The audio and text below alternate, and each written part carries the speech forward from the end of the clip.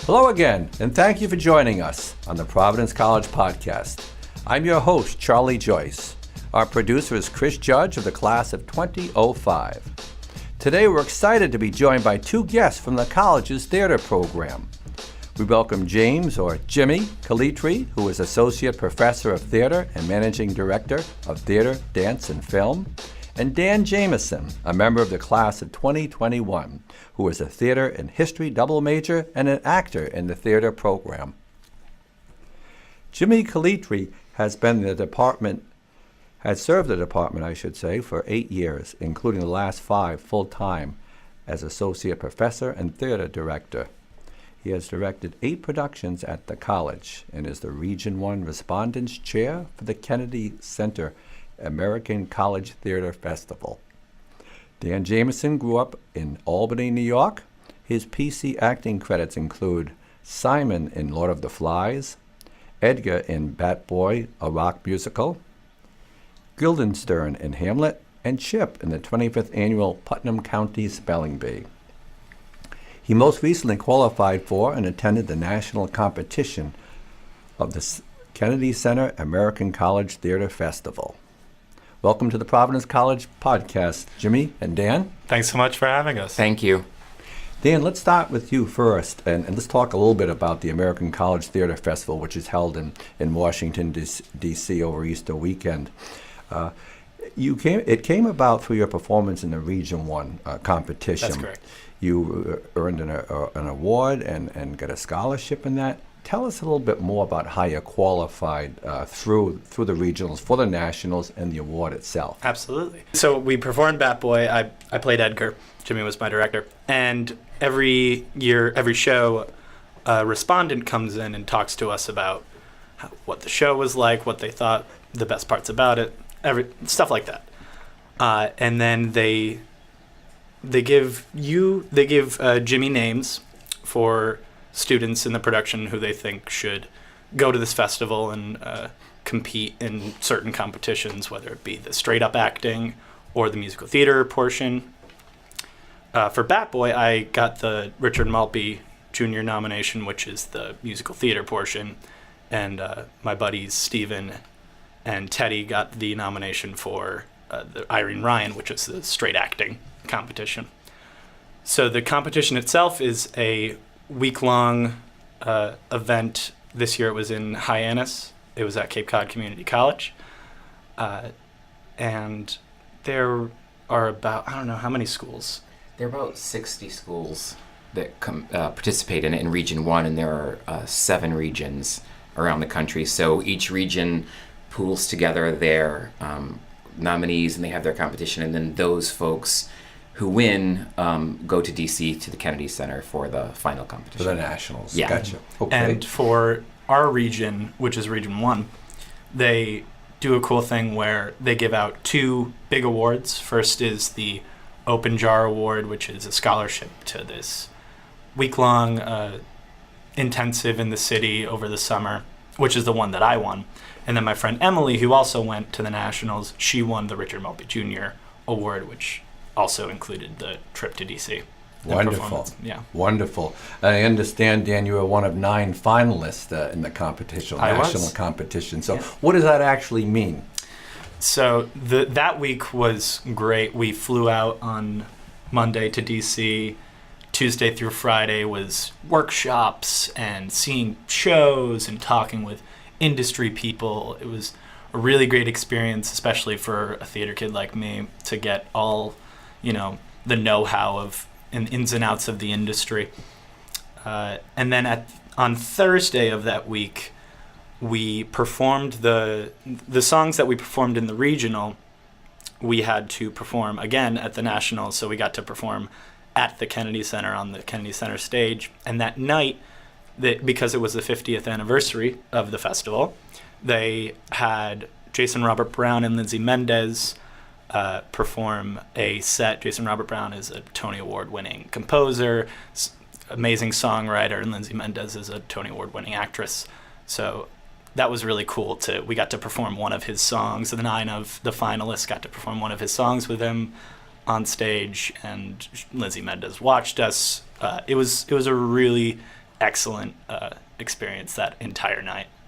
That's an extraordinary experience Yeah. indeed. It's not something you have all the time. Certainly yeah. not. What did it mean? And did it kind of sink in at all? The gravity of it, not the gravity, but the significance absolutely. of it. Over, During the week, we would take time. We had like kind of leaders throughout the week who helped us go from place to place and everything.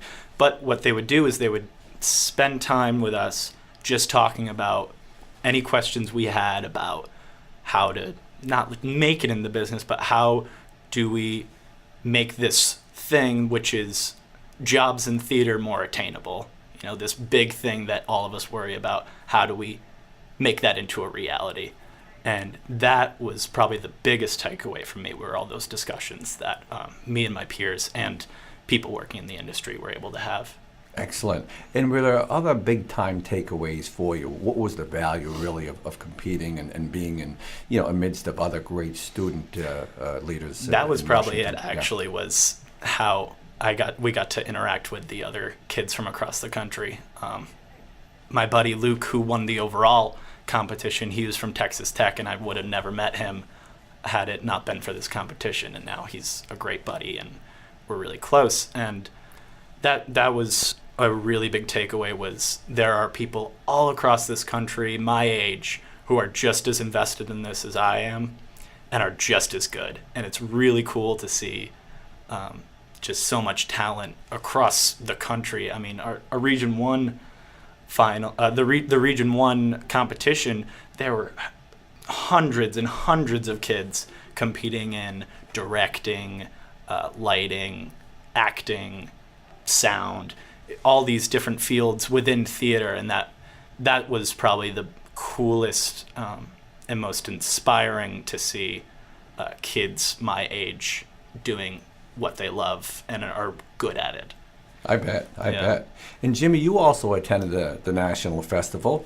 You're very involved with the ACTF, of course, at the regional level. Were you there in an official capacity, or more to support Dan, or maybe a little bit of both? It was a little bit of both. I'm on being the respondents chair. I am the person for Region 1 who schedules all of the people to go to the schools to respond to shows. So we'll put out the calendar of all of the shows in New England and New York, and then I'll say to someone, hey, can you get there? Can you do this? And I'll coordinate all that. And so being the respondents chair, we're all part of the board, but we all have different chairs on the board for the Kennedy Center American College Theater Festival. And so we did have meetings, and it was a good chance to see the board there. But my main objective was really just to be a chaperone for Dan. And the other students from PC who were competing. Yeah. We had not only Bat Boy, the kids there for Bat Boy were there, but we had kids from the Moors, and we had kids from Hamlet. Yeah, we had stage managers competing. We had designers competing, actors and musical theater students. And so in the Region 1, I'm definitely there as like the chaperone for our PC students. In Washington, I went more because it was far away and we had one person going by themselves, and also because I'm on the board, it gave me a chance to connect with all those people nationally that I usually just see in emails, and I don't meet them in person. I'd also never been to Washington, so it was a good chance for me to go and experience it. I was a student acting participant. The musical theater portion didn't exist when I was a student. And the Irene Ryan was Granny Clampett from the Beverly Hillbillies, and when she passed away, she left a huge portion of her estate to the Kennedy Center to start this college program. So we have Granny Clampett to thank for all this. And so I competed in that as a student, and then I chaperoned it as a faculty member at different schools, and did a lot of coaching, and it all sort of culminated with me being on the board in this chair, because it's been a part of my life since I was a student, and really rewarding portion of my life where I networked with lifelong friends and many associates across the country. So, and I'm not even the first student that Jimmy's taken to national. Well, that Jimmy has taught who's gone to nationals. He's had a couple go for Irene Ryan's. Yeah, well, last year at PC we had Jen Dorn, who was she won the Region 1 for critical writing and analysis, and then when she went to Washington, she was competing against 3 other folks. She was the only female, and she was significantly the youngest person, and she won the whole thing. She's now a Fulbright now. Yeah, and she's in the Czech Republic teaching. She graduated last year. She was on our stage as Cinderella and Ophelia and a number of things over the years. And we had a stage manager, Gabby DeParis, who won the first alternate for stage management the year before that. So we've been successful in participating here at PC for sure. And how long has the college been participating in ACTF? Well, when I came on board officially here in 2014, and that's when it was, I think, the year after that I sat down with John Garrity and Wendy and Oliver and said, I'd like to get back involved in this, because they had taken a hiatus for a while from it, and I think it had been about 20 years they hadn't done it, but they had done it a number of years before that. So it existed for like 10 years here at PC, and then for like 20 years it didn't exist. And then when I officially started my next year, which was 15, then I kicked back into the program. I had such a involvement with it, and Dr. Oliver knew that. And so when I was hired, she was like, "You're in." She tagged me right in immediately. And it is a lot of work. We have a really small department, and we have a lot of people teching, designing, acting, singing, everything. And so to shut down the stuff for a week to send about 20 kids to the Region 1 festival, we have to plan it into our yearly production calendar. It's, and then if we do make nationals, those students have to choose between auditioning for their show. Like Jen Dorn had to choose between her last show at PC or going to Washington, and she chose to go to Washington. But it's a commitment, and it's a lot of work. And we have coaching all year long for the people, and Erin Joy Schmidt, who's new on our faculty, coaches folks as well as I do, and it lives with us all year long. So. Yeah, and the craziest part about it for the actors and the students involved is this year specifically, we did Lord of the Flies during the wintertime. So we did our first weekend of shows. Then we had to take a week off, go to Cape Cod, do the entire competition.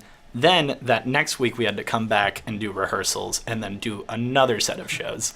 So we really never stopped working in the theater department. It sounds like the spring semester is one big blur for you. Yes. I think people associate the festival, primarily because it says theater, with acting only. From what you're telling me, there is fantastic opportunity, Jimmy, for students well beyond acting. Just for Moon Over Buffalo, we have our stage manager, Grace Dolan, who was nominated to go next season. And we have, she was a junior, and we have another junior, Tim Brown, who was nominated for his sound design work on Moon Over Buffalo. And then we have 2 students who will be going as actors who have not been named at this point, but will be named hopefully in the next day or so. And we do 3 main stage shows, and we take 2 actors from each show and 1 musical theater, or sometimes 2 musical theater from the musical. But any student who's worked on any show can be considered. And when those respondents come in and they meet with the director, they say, all right, first thing, what students are involved? Who's done what? What do I have to consider? And then they look at the value of their work and their product and the experience overall, and they may or may not choose to nominate. And design-wise and stage management-wise, they have to nominate 2 actors no matter what, and a musical theater person. But they don't have to nominate the design team or the management team, and we have had people consistently be nominated. So it's just a testament to the other work that's going into management and design for our students, and not just the acting and the musical theater. To be able to sustain that, at a small college like PC and really broaden it out to other areas, really impressive. It's hard because, academically, PC is a cut above the rest, and the students here, the first thing I learned when I started working here was they are booked solid. There are a lot of opportunities, and there are rigorous academic standards, and sometimes to get the commitment itself is tough for them to be a theater major or minor, or to audition and spend 6 weeks, 5 nights a week in that theater till 10 or 11 o'clock at night, and do a whole week of tech while they still have to pass in papers and do other things.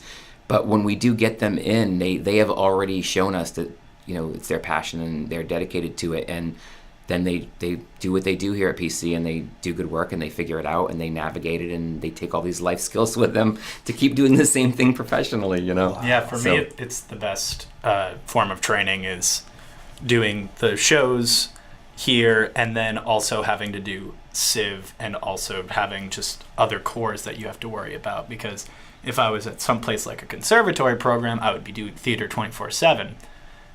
For some people that works. For me, this is the perfect place to learn about that lifestyle, and then also the life of the entire history of civilization, which we have to learn for the first 2 years here. Wow. Fantastic. Yeah. Dan, can you speak to the value for yourself and maybe for peers in terms of competing in the ACTF? What it means and how it stretches you.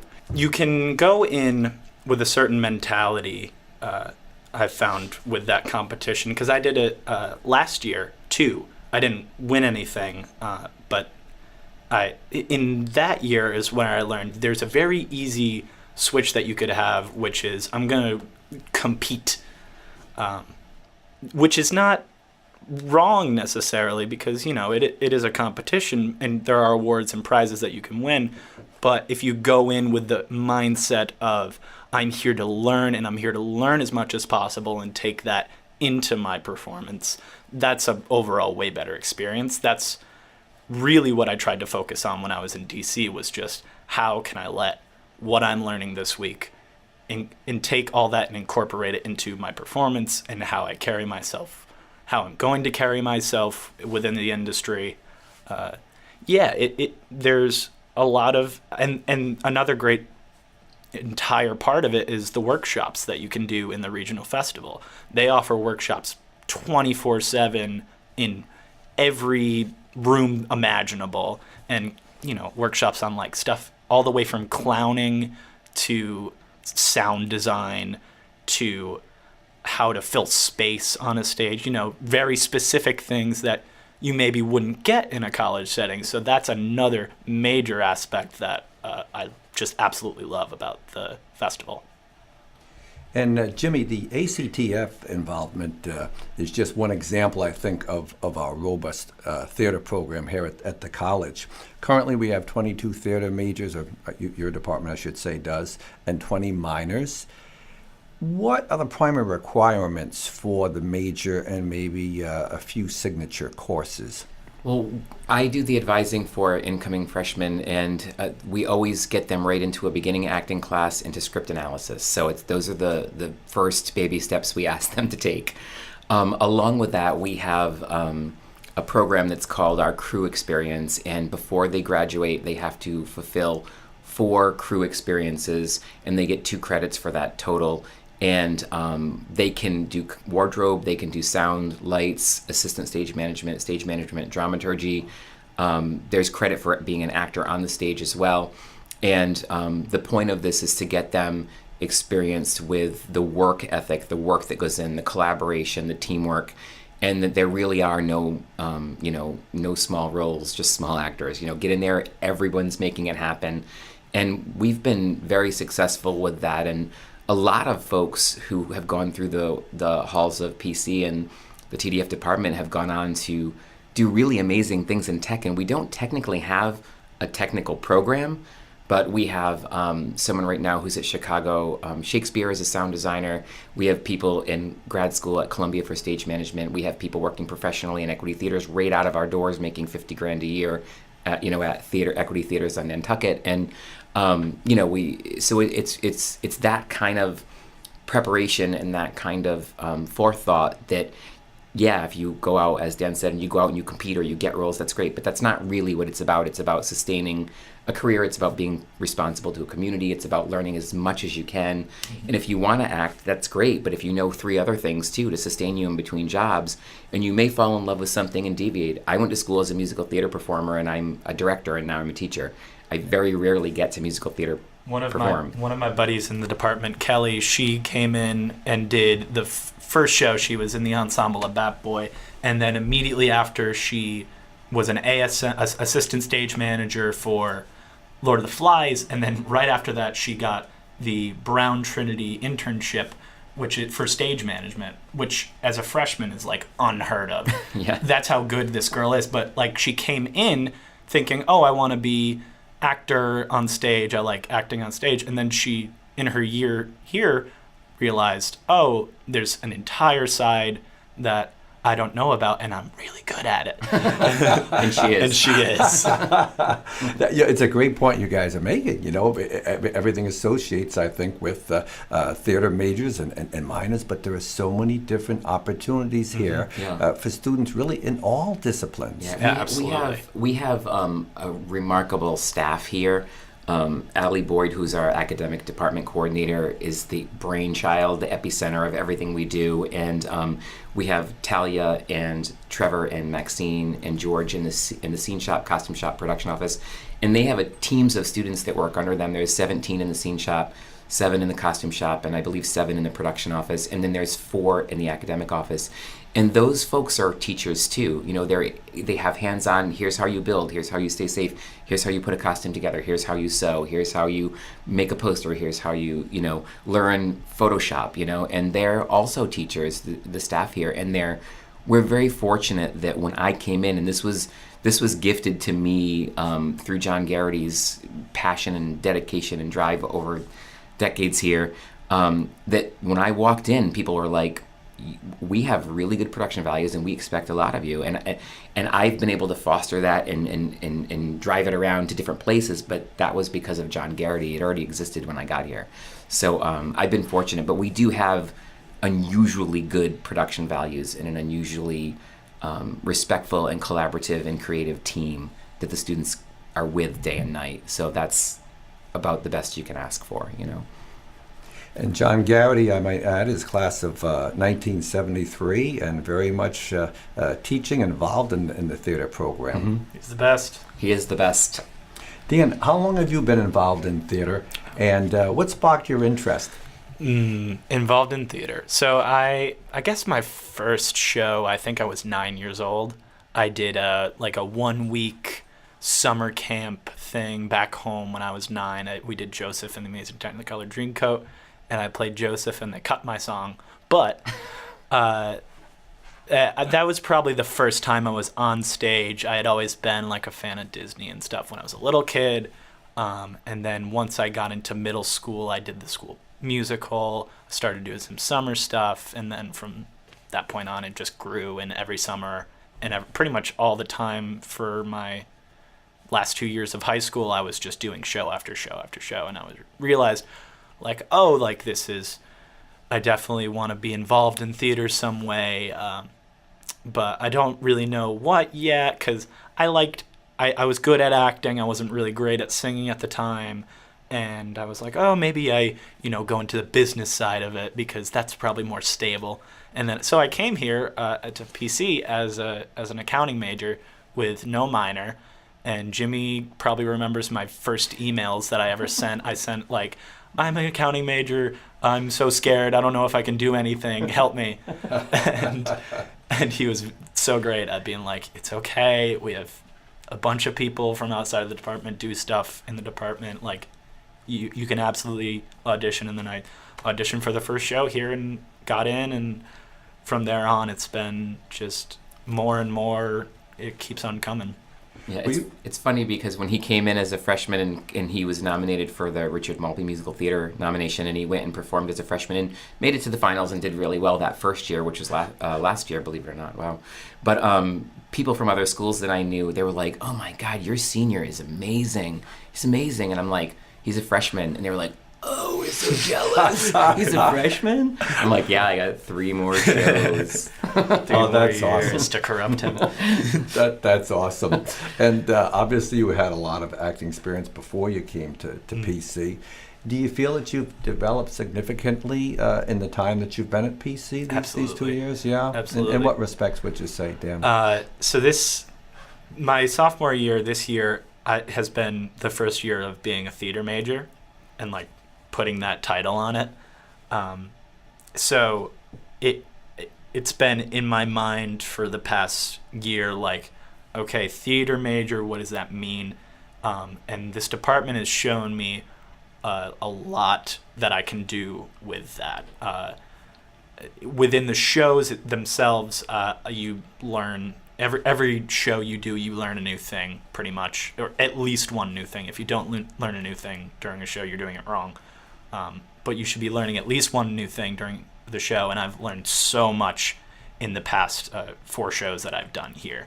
I learned how to do a Shakespeare. I learned how to do a musical comedy. I learned how to do an intense drama where I played a kid, and then I had to play, this crazy half bat, half human, belt your face off, big showstopper character. And I had to learn how to maintain. You have to learn to maintain that. So I talked to our voice and speech coach. You have to learn, in terms of costuming, you have so many different costumes and false teeth and big ears, so you have to work with your costume and makeup designers.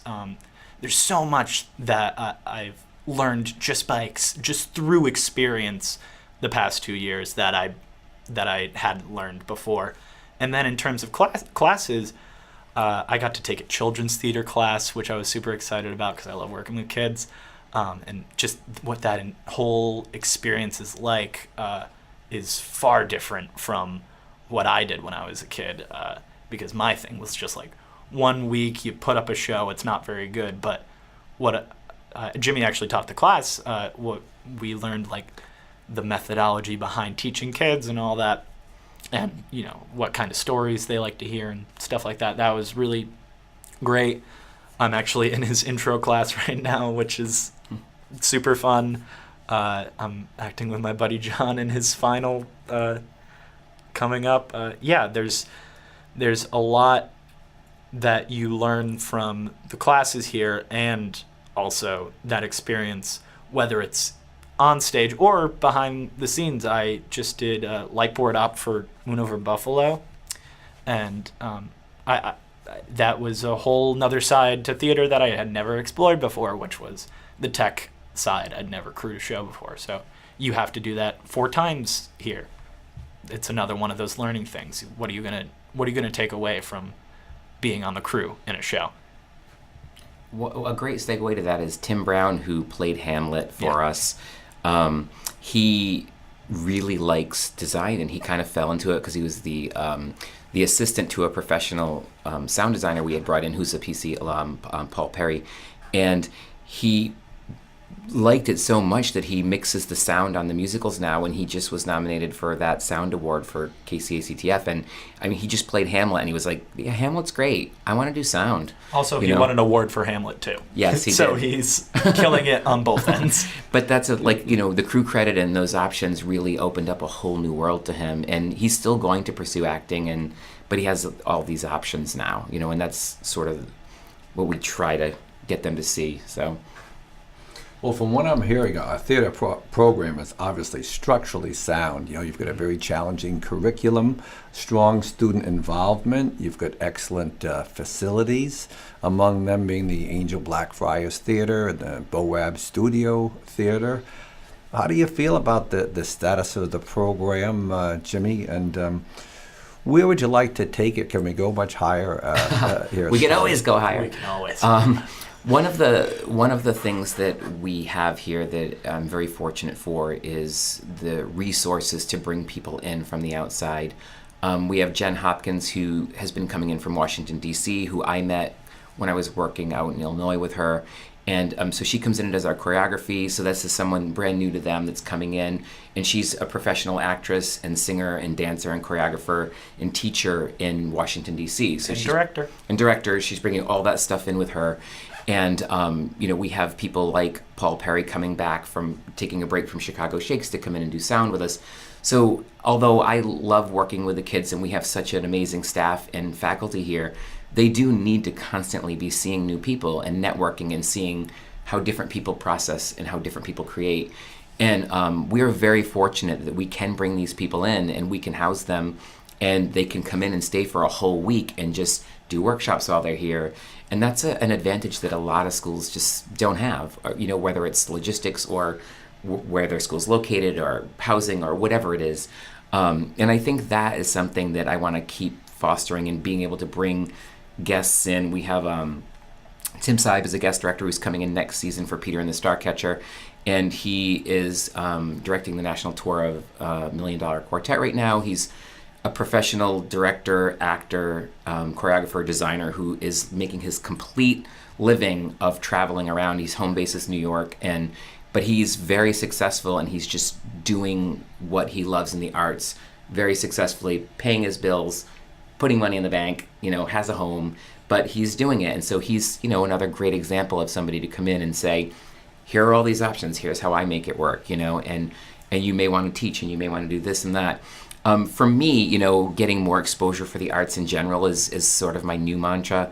When I came in and for the interview in 2014, they said, what will you do if we hire you? And I said, I want everyone to know the production values that exist that John Garrity's created, the facilities that exist, the kind of work that's going on here. And I was a guest 3 years before that, so I'd experienced it as a guest and was blown away by the community, the resources, the attention to detail, and all of those things. And now my mission is to let people know that the arts are here, they're important. We have a beautiful Smith Arts Center, we have a gallery in there, we have the music concert, we have the Black Box, we have all kinds of things in the arts going on there. We have the filmmaking, we had our film fest last night. We have a creative writing festival that started the year I started, and it's grown double in size in the few years I've been here. And that brings in people from all departments who, I wrote a poem and I want to see somebody put it on the stage. I wrote a scene, I wrote a short play, whatever it is.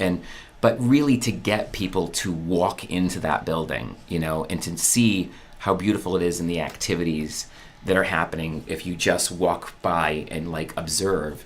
Because the arts are really important. My master's is in social theater and linking theater directly to your responsibility to the society. And I think that it entertains and it provides escapism, and that is absolutely 100% important. But it also makes a difference, and it also heals, and it also connects, and it also teaches lessons, and there's so much more that it can do. And I know that with the new development on the campus now that we're not on the other side of Huxley and we're all part of the same campus, that has been the first step. And having new buildings like the business building so close to us gets a lot of traffic, but really having people come in and see Jamie Lee's art galleries and see the music concerts and see the student work that's being created, wonderful student projects, and all of the dance stuff that's going on. Wendy brings in all these professional people in the fall to choreograph our students, and they're getting that same experience in dance with working with all these choreographers from all over. And it really is a hotbed of activity, and I just really want people to be able to experience it and to be able to find out what role art can play in their life in general. Wow, Jimmy and Dan, your enthusiasm, your thoughtfulness, your energy for the theater program, for PC, it's really admirable. This has been a really delightful and informative conversation. Thanks so much for being Thanks so much, Thank Charlie. you so much for having us. And go Friars. And thanks to you, our listeners, for joining us on the Providence College podcast. You can subscribe to the podcast in all the usual places: iTunes, SoundCloud, Stitcher, Google Play, and Spotify. If you like what you hear, please share it with others. Thanks again to our producer, Chris Judge. I'm Charlie Joyce. Until next time.